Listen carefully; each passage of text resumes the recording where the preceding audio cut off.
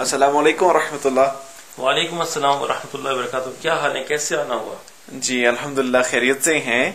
یہ میرے کچھ فرینڈز ہیں میرے ساتھ، چونکہ آپ عالم دین ہیں اور ہمارے کچھ سوالات ہیں تو ہم نے سوچا کہ آپ کی طرف آئیں اور وہ سوالات آپ سے کہیں، اور اس کے ساتھ میں آپ کا تعارف بھی کرا دیتا ہوں۔ یہ میرے جو فرینڈز ہیں ان میں وقاص بھائی ہیں اور ان کے ساتھ یہ امین صاحب ہیں، ان کی بھی کچھ سوالات ہیں اور میرے بھی کچھ سوالات ہیں، تو اگر آپ ہماری کوئی رہنمائی کر سکیں اس بارے میں۔ بالکل، انشاءاللہ ضرور کرنے کی کوشش کروں گا، اور یہ بہت اچھا ہوا، آپ کے دوستوں سے مل کے اچھا لگا، اور میری خواہش ہے جو آپ پوچھنا چاہیں ضرور پوچھیں، لیکن ایک آج فارمیٹ چینج کرتے ہیں۔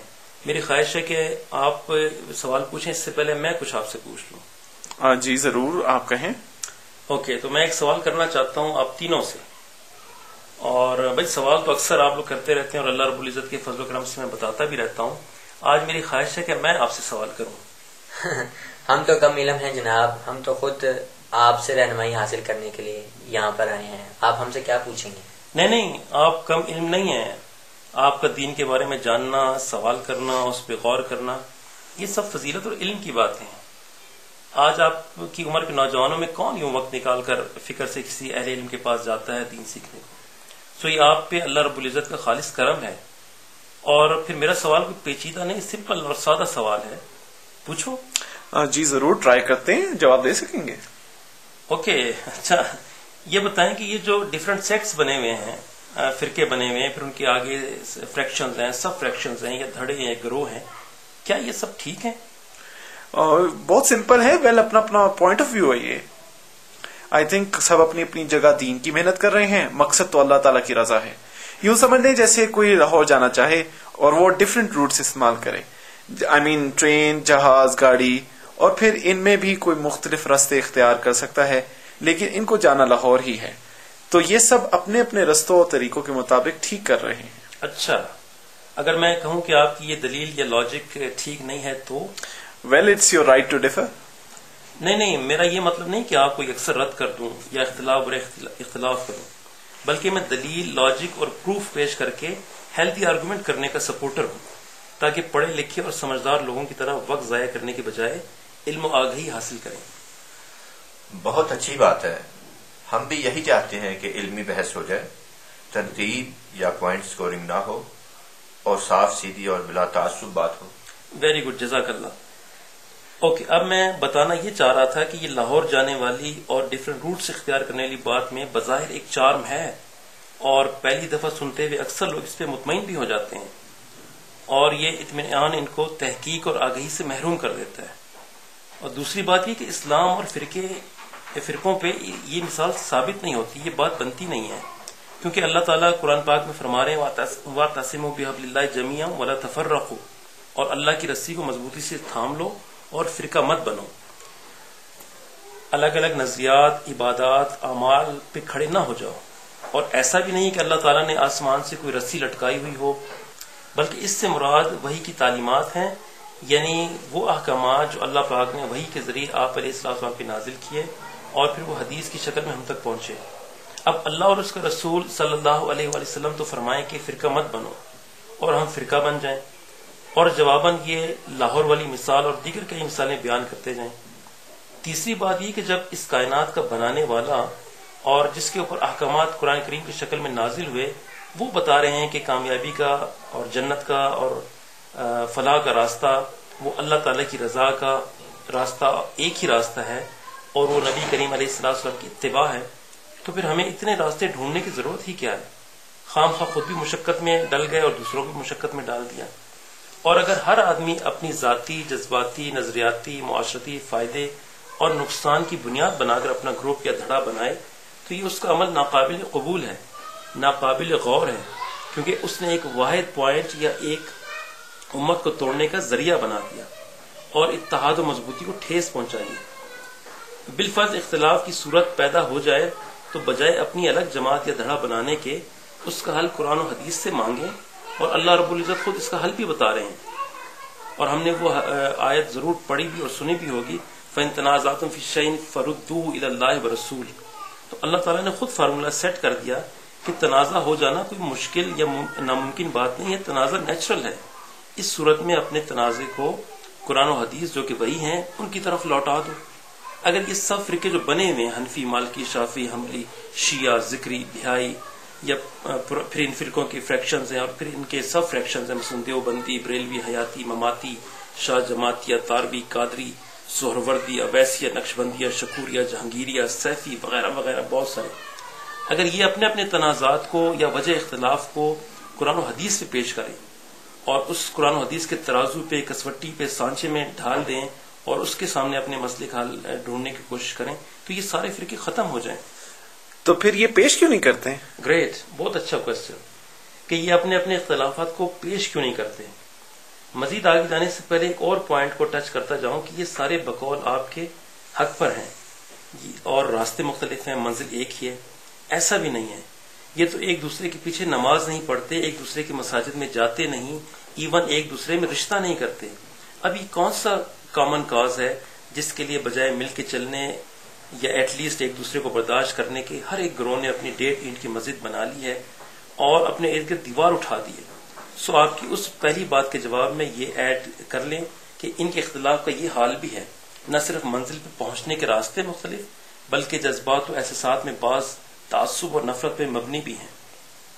Coming back to your question کہ یہ پیش کیوں نہیں کرتے اپنے خود ساختہ یہ غلط فہمی پر مشتمل تنازع کو، اللہ اور اس کے رسول صلی اللہ علیہ وسلم کی طرف کیوں نہیں لوٹاتے، تو اس کی بہت ساری وجوہات ہیں.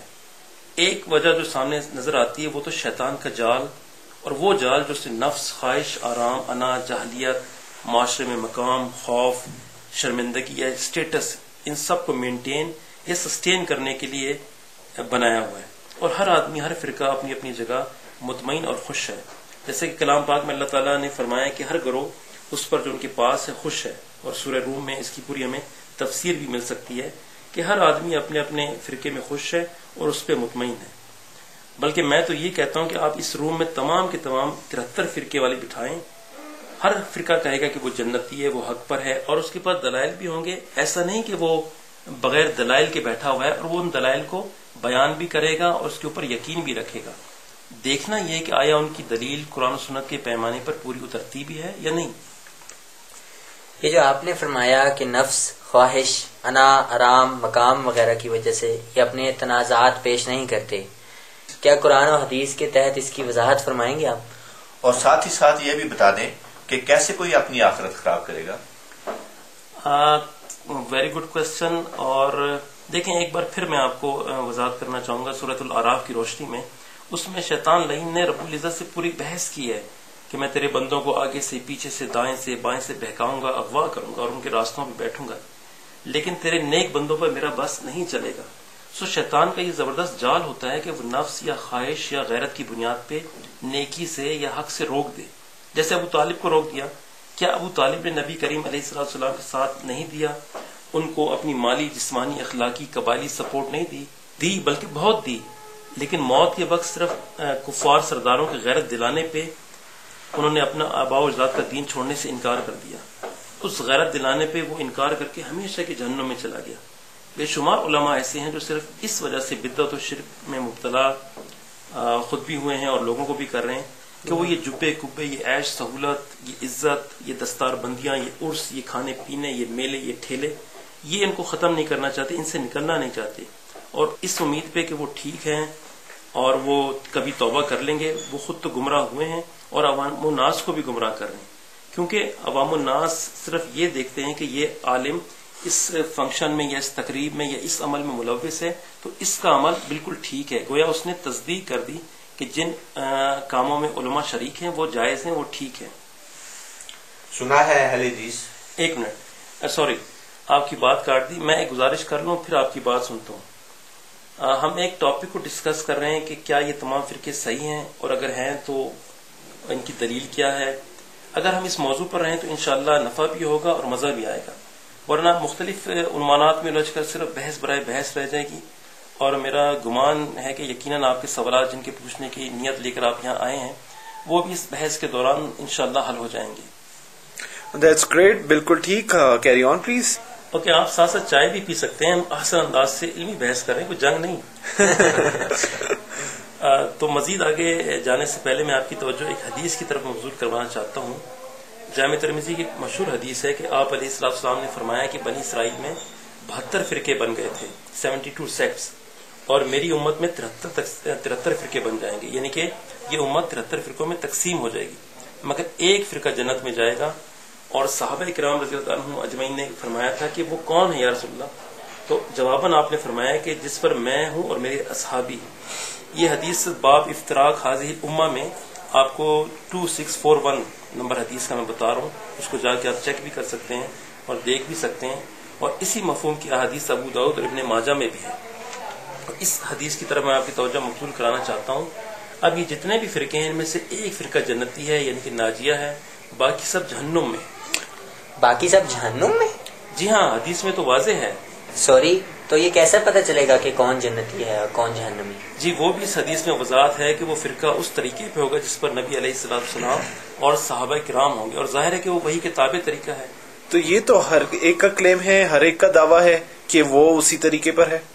ہاں، دعویٰ تو سب کا ہے۔ دیکھیں، میں اکثر ایک عام فہم مثال دیا کرتا ہوں کہ فرض کیا آپ نے بازار سے گوشت خریدا یا سبزی خریدی، لیکن آپ کو تسلی نہیں ہو رہی کہ واقعی یہ 1 کلو ہے یا جتنا بھی آپ نے لیا ہے وہ ہے، تو اب آپ کیا کرو گے؟ ظاہر ہے اس کو تولو گے کسی ترازو پہ جس سے اندازہ ہوگا کہ یہ کتنا ہے، یا پھر اگر آپ کے پاس سونے کا زیور ہے اور آپ نے چیک کرنا ہے کہ اس میں کتنی ملاوٹ ہے، تو آپ فوراً سونار کے پاس جاؤ گے، اور اس کے پاس ایک سونا جانچنے کا پیمانہ ہوتا ہے جسے کسوٹی کہتے ہیں۔ وہ 1 منٹ پہ آپ کو بتا دے گا کہ اس میں کتنے کیرٹ اصلی گولڈ ہے اور کتنے کیرٹ نکلی ہے یا کتنے کیرٹ ملاوٹ ہے۔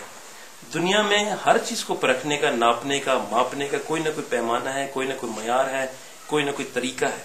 سو اگر یہ تمام فرقے یوں کریں کہ اپنے اپنے فرقے کو قرآن و حدیث کے ترازو پہ پیش کریں، تو فوراً سمجھ آ جائے گی کہ وہ جینون ہے یا ناجیہ فرقہ ہے یا نہیں۔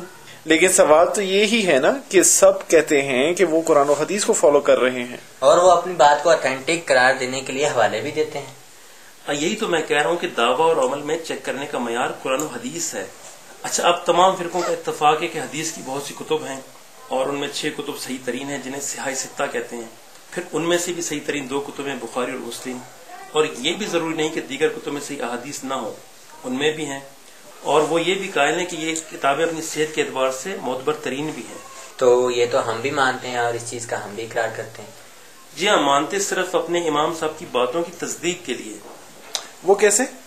مطلب وہ حدیث اس لیے نہیں پڑھتے کہ عمل کریں، بلکہ دیکھتے ہیں کہ اس حدیث کے بارے میں ان کے امام صاحب کی رائے کیا ہے۔ اس کی وضاحت کر دیں۔ اوکے، اشرف علی تھانوی صاحب کو آپ جانتے ہوں گے؟ جی ہاں، بہشتی زیور والے حکیم الامت۔ جی ہاں، وہی بہشتی زیور والے حکیم الامت۔ ان کی ایک کتاب ہے تذکرۃ الرشید، یہ آپ نوٹ کر لیں۔ اس میں وہ کہتے ہیں کہ مقلد جب حدیث سنتا ہے اور حدیث پڑھتا ہے تو اس کے دل میں شرح و انبساط پیدا نہیں ہوتی۔